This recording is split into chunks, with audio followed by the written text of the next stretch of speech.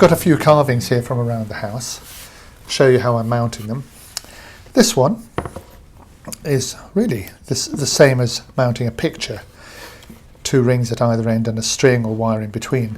And it's good because you can adjust the position on the wall where the wire fits according to the weight of the carving. So that solves one of that problem of asymmetrical carvings or different weights.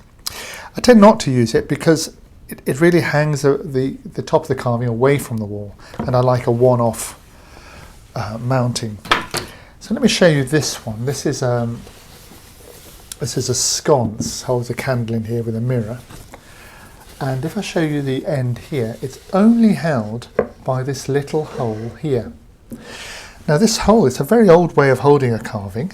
You basically just angle your screw, your drill bit when you drill into the wood, so that it grips the end of the nail or whatever it is, which is in the wall. So it's a very simple, very quick way of carving, mounting a carving. Then if you go something a little bit more advanced, you start getting to rings. This is a simple ring like this, mounted on the back.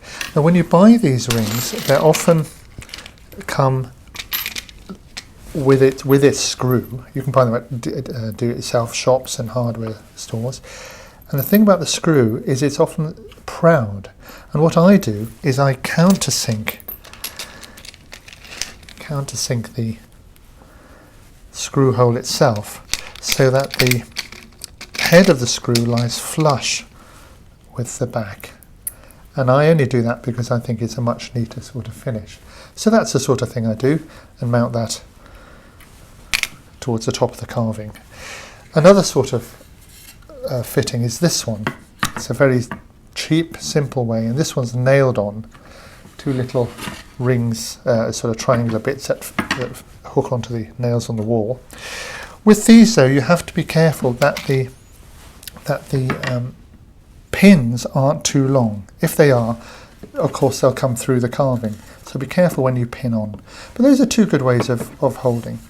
But really the way I use more often than not is this one, especially for bigger carvings, is the escutcheon plate. Here it is at the top. Now an escutcheon plate is essentially, if I bring one in here, is essentially what you use for keys. So here is the keyhole, there is the key going in, but the way we use it is to turn this plate upside down. So when the screw on the wall goes through, it locks the carving on the wall. Very secure way of holding it, and that's the way I prefer. They do need to be fitted, and I'm going to show you how to do that now. So I've marked carefully where I would want my escutcheon plate to go, and that's it in position. Now the real trick, the real good thing about this is to find yourself a Forstner bit that is exactly the same size as this escutcheon plate.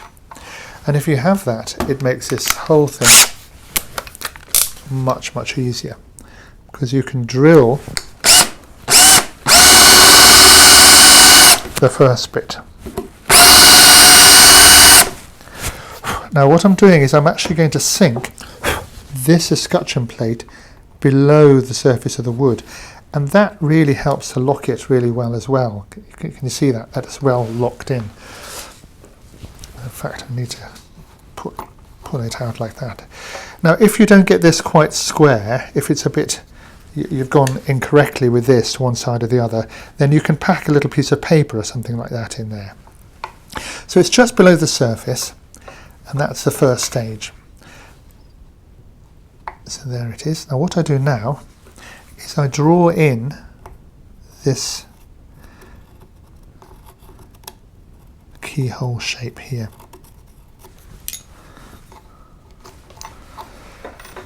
Now I have to recess that because there's got to be enough room for this screw to come and move in the back, a little bit of play. Now you could drill this out, but I find that chews the wood up a lot. So I just turn to one of my carving tools. This is a number 9 and number 8. And we do the simple stab cut going round.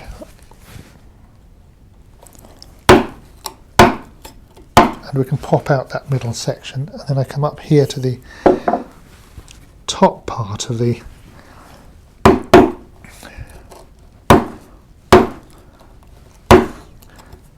keyhole. Remember, of course, that